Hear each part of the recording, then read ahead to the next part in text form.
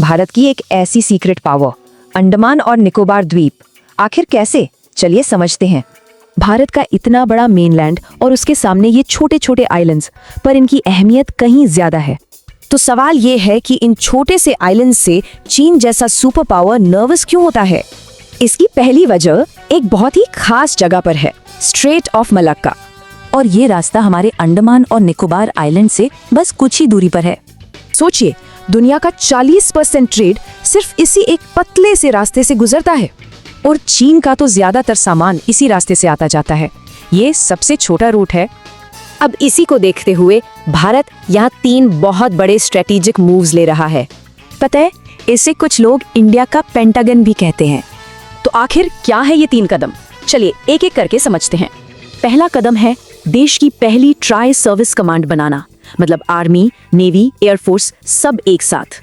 और हाँ, ये इंडिया में अपनी तरह की पहली और इकलौती कमांड है। दूसरा मूव ग्रेट निकोबार प्रोजेक्ट, यहाँ तेजी से नए एयरपोर्ट्स और बंदरगाह बनाए जा रहे हैं।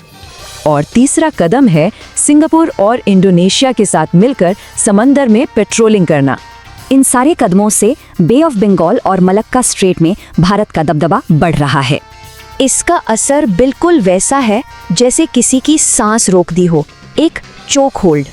मतलब अगर ये रास्ता बंद हो गया तो चीन का सारा समुद्री ट्रेड ठप पड़ सकता है। और यही वो स्ट्रैटेजिक एडवांटेज है जिसके बारे में बहुत कम लोगों को पता है।